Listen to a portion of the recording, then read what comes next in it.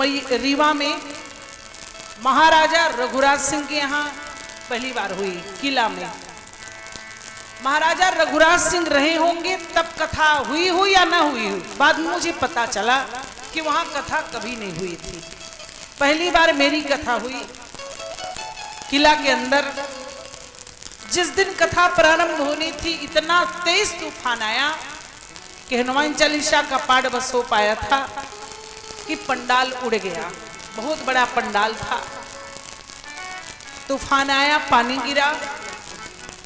इसके बाद महाराजा साहब थे, महाराजा रघुराज सिंह के परपोते महाराजा पुष्पराज सिंह, उन्हें ने कथा करवाई थी। तो उन्होंने कहा, माताजी आप जानती हैं आज कथा यहाँ पर मंच में क्यों नहीं हो पाई? बहुत बड़ा ग्राउंड है, उसमें कथा रखी गई थी।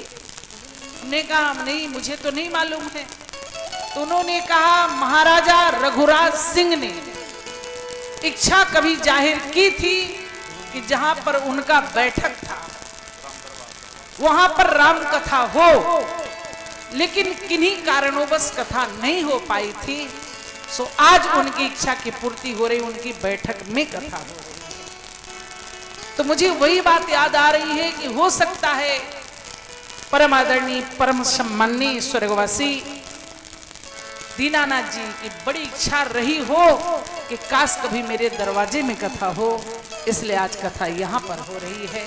क्योंकि साधक के मन को भक्त की इच्छा की पूर्ति स्वयं भगवान को करना पड़ता है। और कल कथा सती माता के पास होगी, आप देख लीजिएगा। क्यों? क्योंकि आज कथा यहां पर हो रही है।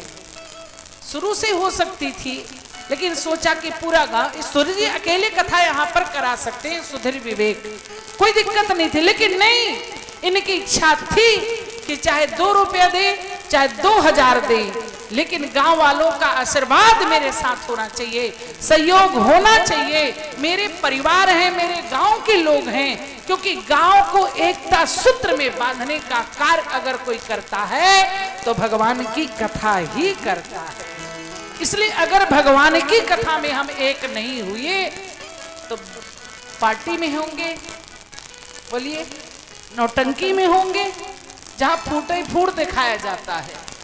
केवल अगर एकता का सूत्र अगर कहीं से हमको मिलता है तो राम कथा से मिलती है। इसलिए ये कथा आज यहाँ हो रही है। और माँ भगवती के चरणों में कोटि कोटि बार सती माता को प्रणाम करते हुए निवेदन करूंगी मैं कि कथा आपकी कृपा से हो रही है और आपके संतानों ने आपके चरणों में कथा रखी है, तो कथा की सारी जिम्मेदारी आपके चरणों में मैं सौंपती हूँ। निर्विघ्नता पूर्वक कथा आप संपन्न होने दे, यही मेरी आपसे कोटि कोटि बार प्रार्थना है, निवेदन है, वंदन है। इस कथा में तन्मयता के साथ सहयोग कर रहे सभी भक्तगण, अध्यक्ष महोदय, कोषाध्यक्ष महोदय, सचिव महोदय, मंत्री महोदय, सदस्य महोदय, समस्त महानुभाव जो आए हैं वो भी, जो नहीं आए वो भी, जो सुन रहे हैं अपने घर से वो भी, सब धन्यवाद के पात्र हैं। और बहुत बहुत धन्यवाद इन दोनों भाइयों को जिन्होंने सीधे भागीरथी को प्रयागराज से लाकर अपने गांव में